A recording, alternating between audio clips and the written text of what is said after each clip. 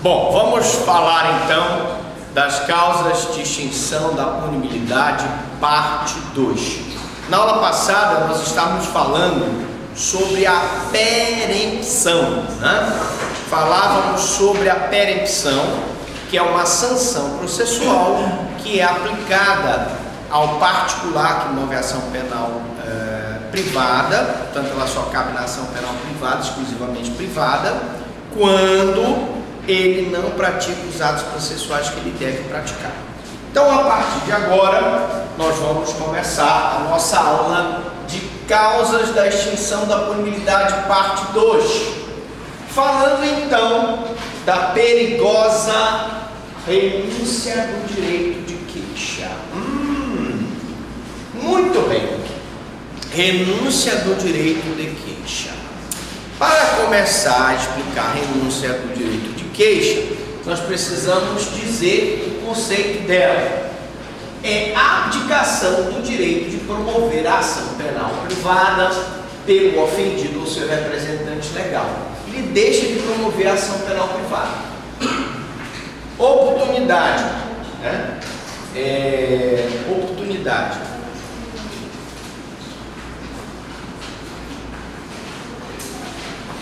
Não tem problema.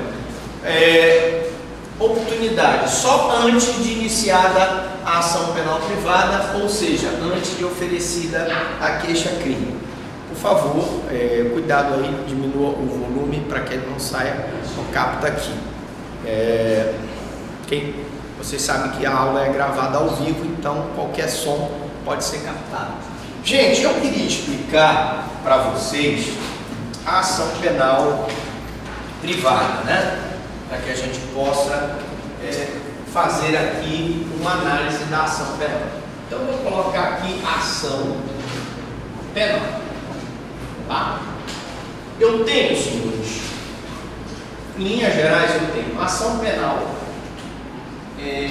incondicionada. Deixa eu primeiro fazer o seguinte. Deixa eu pegar aqui, colocar o seguinte. Nós temos, primeiro, ação penal pública, tá? E ação penal privada. A ação penal pública, ela se divide em incondicionada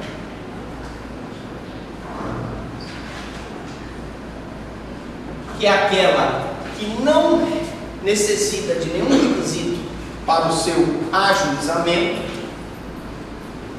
e temos a ação penal pública condicionada.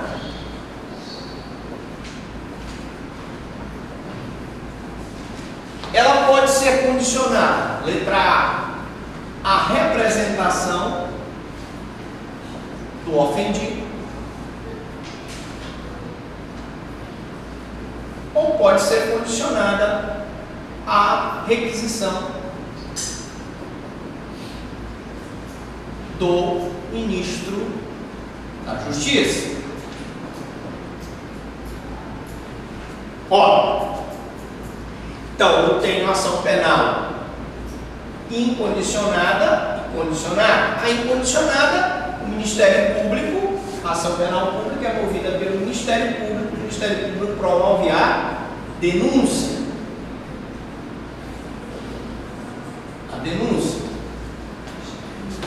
A ação penal privada, vou colocá-la bem aqui. A ação penal privada, ela se divide em exclusivamente privada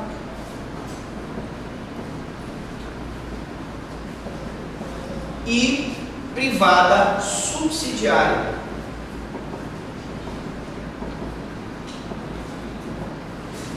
A exclusivamente privada, ela só pode ser movida, a ação penal privada, aquela que é movida pelo particular, quando ele oferece a queixa. A exclusivamente privada, só o particular pode mover a ação penal.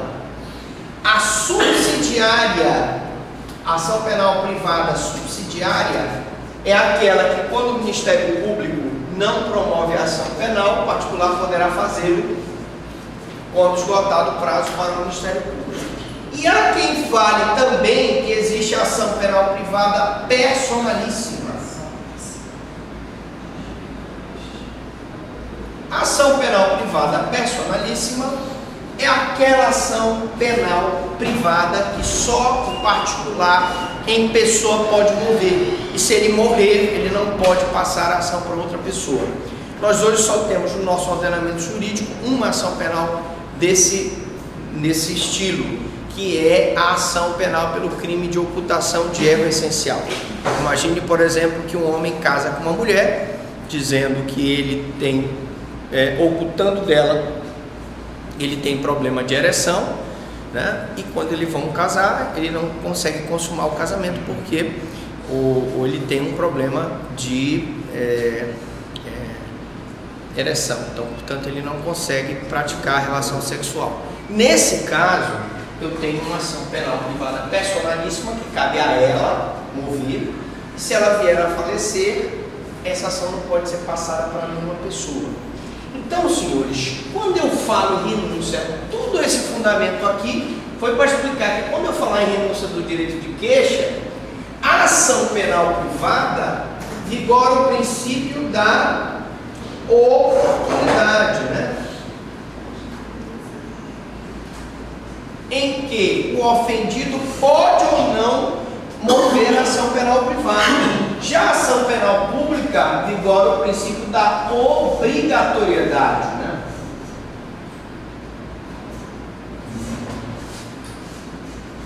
A obrigatoriedade significa dizer que se estiver provada, ao indício da autoria e prova da materialidade, o Ministério Público é obrigado a mover a ação penal. Quando o particular abdica do direito de promover a ação penal, eu tenho a renúncia. E a oportunidade, a renúncia só ocorre antes de oferecida a queixa-crime. Bom, aí a pergunta, professor, e se houver concurso? Se houver concurso de pessoas, a renúncia em relação a uma se estenderá a todos, em decorrência do princípio da indivisibilidade, que faz com que a ação penal privada seja proposta ou contra todos os participantes da conduta típica ou contra nenhum.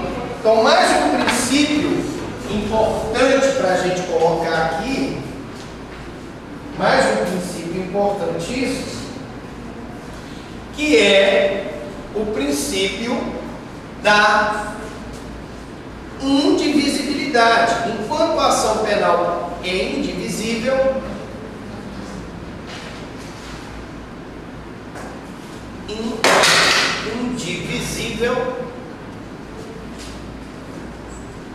hoje está caindo tudo, divisível, mas como é ao vivo e a cores, até para que o aluno saiba que não é bromação. Indivisível, e aqui ela é divisível. Por que aqui ela é divisível? Porque o promotor de justiça pode aditar a denúncia, aqui pode ter um aditamento, né? Enquanto a ação penal privada é indivisível, isso? A ação penal privada é indivisível. A ação penal pública é divisível. Tá? Então, senhores, se uma mulher for injuriada por 3 homens, e a injúria, por exemplo, chamaram ela de vagabunda, safada, piranha, os 3 homens chamam, se ela renunciar à ação penal contra um deles, ela vai estar renunciando contra todos, porque ela não pode mover a ação penal só contra o mais feio, ela tem que mover a ação penal contra os 3. Portanto, a renúncia contra um vale para todos. Tempo para tomar uma caninha. Isso aqui é o grande segredo do professor Franklin. Ele toma uma cachaça de Minas premiada, está aqui dentro. Brincadeira, não é cachaça, é água. Olha só, aditamento, gente, é que aqui, se ela renuncia à ação penal privada contra um deles, ela não pode mover contra os outros. Aqui o Ministério Público, ele pode mover uma denúncia contra o A, que foi descoberto, e deixar de mover a denúncia contra o B, que não havia sido descoberto, não havia prova. Depois a polícia, a nossa gloriosa Polícia Civil, faz uma investigação, descobre os outros participantes do crime. O Ministério Público pode aditar a denúncia para incorporar os outros participantes do crime, mas não poderá fazê-lo na ação penal privada. O particular não pode fazer isso. Se foram 3 pessoas que injuriaram ela e ela renunciou ao direito de mover a ação contra um, os outros 2 não podem ser processados. Professor, mas não tem um princípio no direito que diz que ninguém é obrigado a litigar contra quem não queira? Não, aí ela não está litigando contra quem ela não quer, mas ela não pode litigar contra um e deixar de litigar contra os 2. Se ela deixar de litigar contra o A, o B e o C, que também injuriaram elas, estão beneficiados. Ah, professor, mas ela quer litigar só contra o B, que é o mais feio. Não interessa, porque a ação penal privada é indivisível. Não posso fragmentar a ação penal privada. No caso da ação penal pública, sim, eu posso fragmentar. Na ação penal privada, não. Ok. Alright, boys. Cabimento. Só cabe na ação penal privada, exclusivamente privada, né?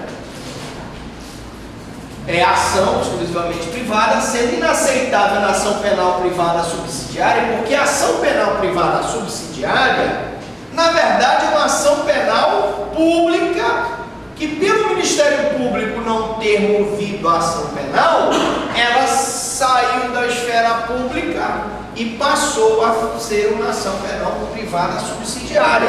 Então ela não perde a natureza de ação penal pública, pois esta tem a natureza de ação penal pública e é proibida na ação penal pública pelo princípio da obrigatoriedade. Pelo princípio da obrigatoriedade, se o querelante ele pode renunciar à queixa, que é a ação penal privada exclusiva, mas ele não pode renunciar à ação penal privada subsidiária. Ah, professor Franklin, mas o que acontece se ele renunciar à ação penal privada subsidiária? Simples. Se ele renunciar à ação penal privada subsidiária, o Ministério Público retoma a ação penal e move a ação penal contra aquela pessoa que praticou o crime ou a contravenção. Hoje o negócio está complicado aqui, né? Está caindo, está saindo. Nosso glorioso agente da Polícia Civil, você tem alguma coisa a ver com isso? Não. Botou a escuta aqui e a escuta está caindo. Bom, vamos continuar. Tá dando para ouvir aí? Então vamos lá. Senhores, vamos falar aqui das formas da renúncia. Gente, se cair na prova de OAB concurso, existem 2 formas da renúncia, a forma expressa e a forma tácita. A forma expressa é a declaração escrita assinada pelo ofendido ou por seu representante legal ou ainda por procurador com poderes especiais. O cara expressamente renuncia o direito de mover a queixa contra aquela pessoa que praticou contra ele uma ação penal privada. Professor, como é que eu sei que a ação penal é privada? Se você abrir o seu código de processo penal, você vai verificar lá a palavrinha mágica: somente se procede mediante queixa. Se tiver escrito lá, somente se procede mediante queixa, a ação penal é privada. O senhor pode dar um exemplo de ação penal privada? Vamos lá. Calúnia, injúria, difamação, dano, né? Violação do direito autoral, violação do direito industrial, são exemplos de ação penal privada. A senhora ficou muito rápida, a senhora? Quer que eu repita? Calúnia, injúria, difamação, dano, violação do direito autoral. São exemplos de ação penal privada em que o particular tem o direito de mover a queixa contra a pessoa que ofendeu o seu bem jurídico. E temos um outro tipo de renúncia que é a tácita. A tácita é a prática diária, incompatível com a vontade de dar início à ação penal privada. Imagine, por exemplo, a seguinte situação: o ofendido vai jantar na casa do seu ofensor após a ofensa. A mulher foi chamada de safada, piranha, né? Vai, então depois que o cara chamou ela de safada, convida ela para jantar. Ela vai na boa lá jantar com ele, né? Vai jantar no Rox Bar, vai jantar lá no local favorito de vocês. Qual é o local favorito? É o Rox? Não, né? Não é o Rox, hein? O seu local, qual é? Posso arriscar aqui?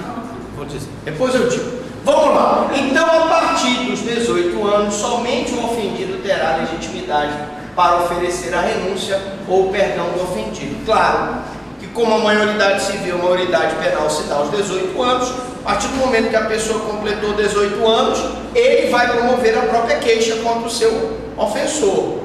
Mas detalhe, se ele for menor de 18, ele terá que ser representado pelo pai e pela mãe, ou pelo curador, ou pelo tutor. Morte do ofendido.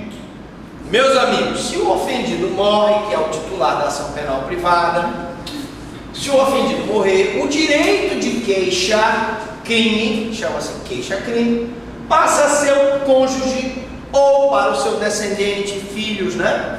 Ou ascendente, papai, mamãe, ou irmão, sendo que a renúncia de um não impede os demais de dar início à ação.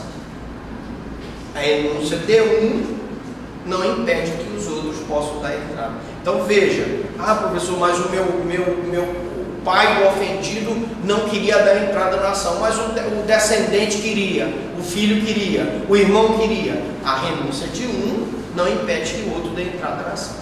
Tá bom? Prevalece a vontade de quem quer dar entrada na ação penal. Então, se morreu o ofendido, agora detalhe, preste atenção. Se morrer o ofendido, na ação penal exclusivamente privada, porque nós explicamos ainda há pouco, e poderá ser pergunta de prova. De novo, de prova que se a ação penal for personalíssima e o ofendido vier a falecer, como ela é personalíssima, eu não posso passar a ação penal para outra pessoa, ela só pertence àquela pessoa. Então, na ocultação de erro essencial, que deu o exemplo do cidadão que tem problema de como é que chama, meu Deus? Tem um nome técnico, né? Para falta de ereção, como é que é o nome técnico? Não é impotência sexual, tem um outro nome. Não, tem um nome, depois eu vou. Hein? Disfunção erétil, muito bem. Olha, ela sabe tudo, essa menina. Ela conhece perfeitamente disfunção erétil. Então o cara ocultou da mulher que tinha problema de disfunção erétil e aí casou-se com ela, não podia consumar o casamento. Nesse caso nós teríamos um problema. Só para ilustrar essa história, tinha um cidadão lá, quando era promotor de Conceição do Araguaia, que ele tinha problema de disfunção erétil por conta da diabetes, né? Então o que ele fez? Sério, ele fez uma cirurgia, não sei aonde foi, não sei se foi nos Estados Unidos, não sei se foi em Goiânia, não sei, em que ele colocou um negócio de plástico dentro da cavidade do pênis dele. E aí, quando dizem, que eu nunca vi, eu não sei, é intriga da oposição, mas quando ele ia para a praia lá, para Conceição do Araguaia, nosso glorioso amigo aí da Polícia Civil sabe, que tem uma praia muito bonita lá em Conceição, diz que ele colocava o negócio pro lado, dentro do calção de banho, e quando ele queria manter a relação, ele colocava o negócio para frente. Era interessante, era tipo uma alavancazinha para cá, para lá, para cá. Bom, então vamos lá. Perdão do ofendido. Preste atenção. Nós falamos da renúncia. A renúncia, ela é antes do oferecimento da queixa. O perdão, gente, ele sempre é depois.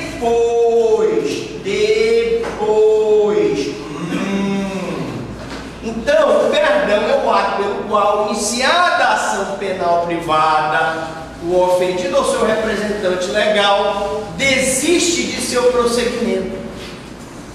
Iniciou a ação penal privada e ele, por algum motivo, se reconcilia com o seu ofensor e ele quer desistir do prosseguimento. A queixa já foi dada a entrada, o juiz já recebeu a queixa e ele então quer se livrar daquela bronca. Preste muita atenção. A renúncia é ato unilateral. O querelante pode renunciar sem a concordância da parte contrária, mas o perdão é ato bilateral. Significa que eu, depois que eu mover a ação penal contra uma pessoa, que eu quiser perdoá-lo, eu tenho que pedir autorização dele. Porque ele pode dizer assim: não, agora tu me processaste, eu vou provar minha inocência. Então preste atenção. Distinção: a renúncia é anterior e o perdão é posterior à propositura da ação penal. Mas não é só isso. A renúncia é ato unilateral, eu posso até colocar aqui unilateral, e o perdão é ato bilateral. Beleza? Cabimento: o perdão só cabe na ação penal exclusivamente privada. Professor, cabe perdão na ação penal pública? Não. Cabe na ação penal pública condicionada? Não. Cabe na ação penal pública incondicionada? Não. Cabe na ação penal privada subsidiária? Não. Somente na ação penal exclusivamente privada. Cabe na personalíssima? Cabe. Cabe na ação penal privada personalíssima.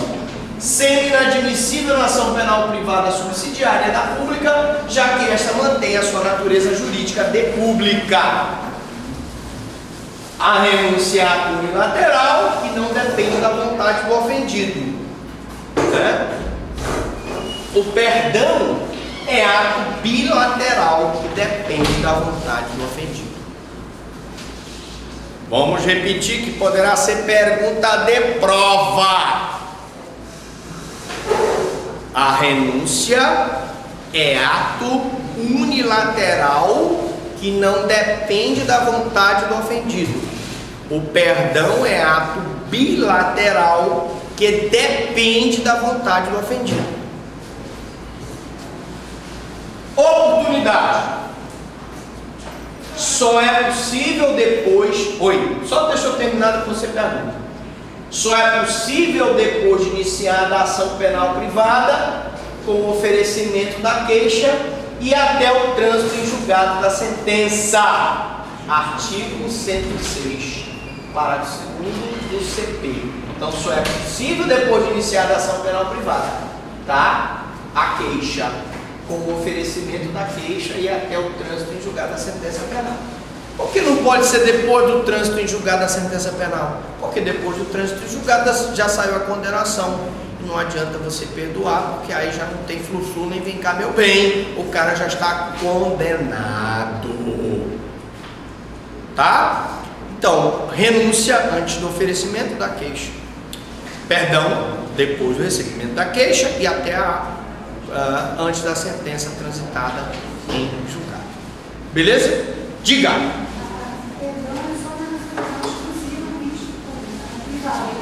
Sim. O perdão e a renúncia são institutos da ação penal exclusivamente privada e da ação penal privada, personalíssima. Só não entra aí a subsidiária, porque a subsidiária, como eu disse, ela não deixou nunca de ser pública, ela apenas passou para a titularidade do particular, porque o Ministério Público não ofereceu a denúncia no prazo legal. Alright, boys. Perdão do ofendido.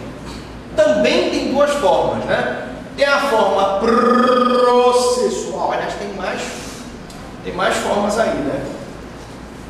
Vamos para as formas dele. Forma processual concedida nos autos da ação penal, é sempre expresso. E eu tenho o perdão extraprocessual. O extraprocessual, concedido fora dos autos da ação penal, pode ser expresso ou tácito.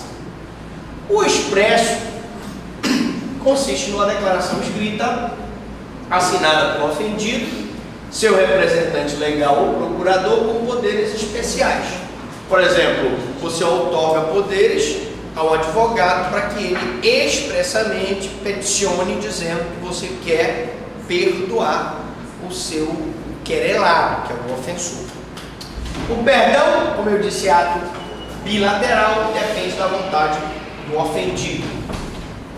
Ele pode ser tácito, quando ele resulta da prática de ato incompatível com a vontade de prosseguir na ação penal. Por exemplo, e ele será sempre extraprocessual, o ofendido vai jantar na casa do ofensor depois da ofensa. Ora, se você teve contra si uma situação em que o ofensor falsificou o teu direito autoral e você vai jantar com ele, não há por que nós falarmos em ofensa. Bom, vamos agora falar da retratação do agente. Questão perigosa. Nós estamos falando, não se perca, nós estamos falando de causas de extinção da punibilidade, né? Começamos lá com a morte, né, do agente, começamos com a abolição crimes, começamos com a prescrição, perempção, decadência, e nessa segunda aula nós estamos agora falando do perdão, da renúncia do perdão, e agora vamos entrar num assunto extremamente importante, que é a retratação. O que é retratação? Retratação é desdizer-se, retirar o que disse nos casos em que a lei permite. Ah, professor Franklin, quer dizer que não é em todo caso que a lei processual penal permite a retratação? Não, não é. Não é. Veja só, a retratação é admitida nos crimes contra a honra, mas apenas na calúnia e na difamação, sendo inadmissível na injúria. Se o cidadão chamou, a mulher chamou o cidadão de canalha, de truculento, não há retratação na injúria, porque a injúria é a ofensa à dignidade da pessoa. Você, uma vez injuriado, não há como ser retratado. Eu posso ter a retratação na difamação e na calúnia. Calúnia é quando a pessoa acusa a outra pessoa da prática de um crime. E a difamação é quando a pessoa acusa a outra pessoa da prática de um ato imoral, antiético, né? Mas que não seja criminoso. Por exemplo, você acusa o seu vizinho de estar em colóquios amorosos com a mulher do outro vizinho, que é casada. Ele é casado, a mulher é casada, os dois estão em colóquios amorosos. Você está, se isso for, no caso, mentira, você está difamando o casal, chamando a moça de infiel e o rapaz de ricardão.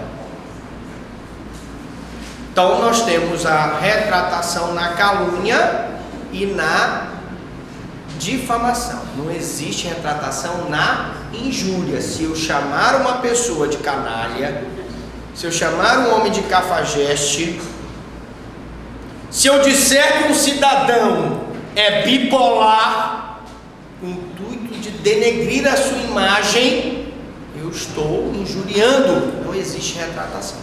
Diga, Valente. Bom, aí eu não vou entrar porque essa não é aula de crimes contra a honra, né? Se eu fosse dar aula para vocês, eu ia dizer que